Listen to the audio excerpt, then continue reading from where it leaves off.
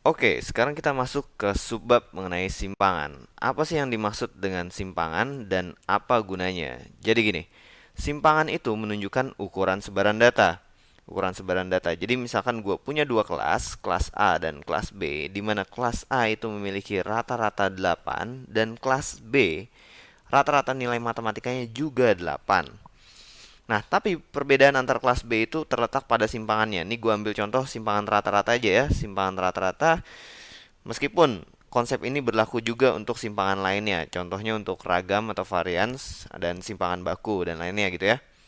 Oke, jadi simpangan rata-rata kelas A itu nol, sementara simpangan rata-rata kelas B itu tidak sama dengan nol. Artinya nih lebih dari nol gitu ya. Oh iya, nah, yang namanya simpangan itu nilainya selalu positif, tidak ada nilai simpangan negatif.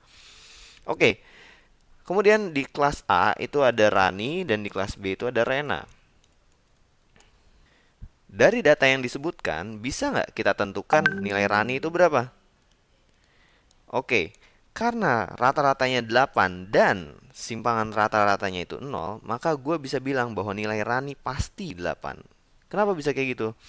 Karena simpangan rata-rata itu menunjukkan sebaran data. Kalau sebaran datanya nol, artinya semua nilai siswa atau siswa laki-laki maupun perempuan ya di kelas ini pastilah semuanya 8.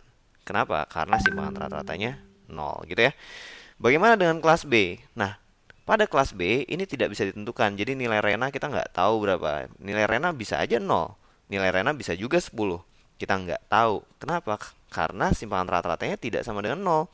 Artinya nilai siswa di kelas B ini nggak jelas. Dari nol sampai 10 bisa aja, bisa berapapun gitu ya. Yang kita tahu cuman rata-ratanya 8 gitu ya.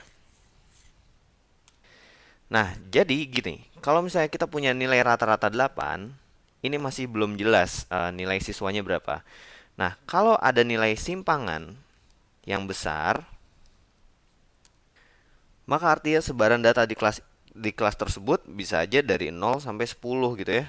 Masih nggak jelas. 0, 10 bisa aja ada yang 7,1, ada yang 6,5, ada yang 2, ada yang 3. Simpangannya besar, artinya nggak jelas nilai kelasnya gitu ya. Nah, kontradiktif dengan yang simpangannya kecil. Kalau nilai simpangannya kecil, contohnya 0, oh, udah jelas banget bahwa nilai semuanya 8 gitu ya. Jelas nilai semuanya 8. Kalau oke, taruhlah nggak 0 gitu ya. Tapi cukup kecil ya, berarti kira-kira 7,5, 8,5. Artinya sebaran datanya nggak jauh-jauh amat gitu ya. Gitu. Jadi kalau misalnya dalam data statistik terus dilaporkan bahwa wah ini simpangannya besar sekali. Artinya gimana? Sebaran datanya besar sekali.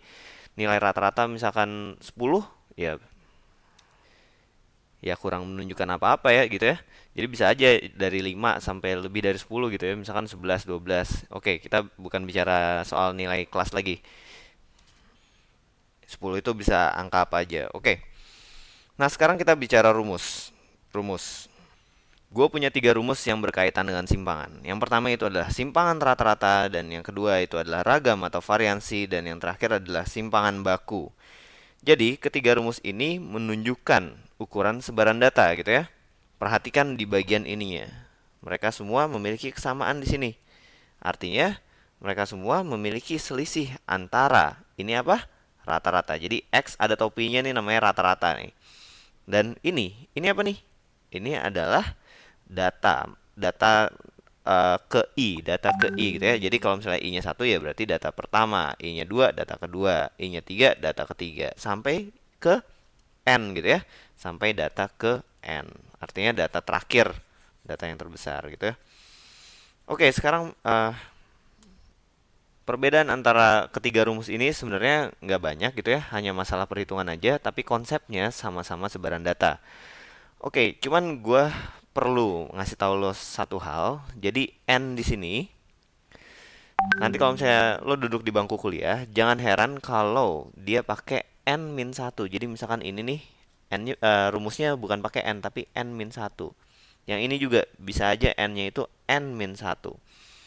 Oke, itu hanya masalah teknis saja ya, karena kalau di bangku kuliah itu biasanya datanya itu jumlahnya besar sekali ya. Kalau di sekolah kan jumlahnya nggak terlalu besar.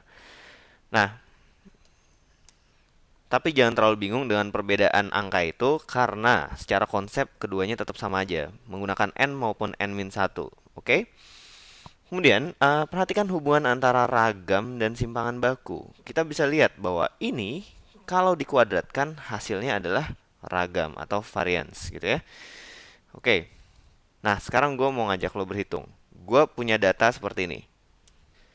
2, 2, 3, 4, 5. Oke, berarti ini adalah X1, ini adalah X2, ini adalah X3, ini adalah X4, ini adalah X5. Iya nggak? Gitu ya. Jadi itu adalah XI-nya gitu ya. Dimana N-nya berapa? N-nya itu adalah 5. Nah, oke. Sekarang gue mau mengajak lo menghitung simpangan rata-rata, SR gitu ya. Jadi, yang perlu kita cari dalam mencari simpangan, selalu rata-ratanya dulu kita harus tahu, ya nggak? Ya udah, nggak peduli simpangan rata-rata, variansi atau simpangan baku, tetap rata-ratanya dulu. Cara mencari rata-rata masih ingat? Jadi kita duga dulu nih. Kita duga nih kira-kira nih datanya nggak jauh-jauh dari 3 nih. Berarti 3 ini kita jadikan referensi. Dia titik 0. 2 itu kurang 1 dari 3.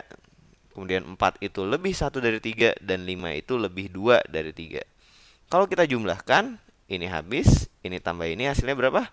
Plus 1. Berarti rata-ratanya adalah 3 ditambah 1 dibagi jumlah datanya berapa? 5. Berarti X rata-rata itu adalah 3,2 karena ini adalah 0,2 ya. Nah, oke.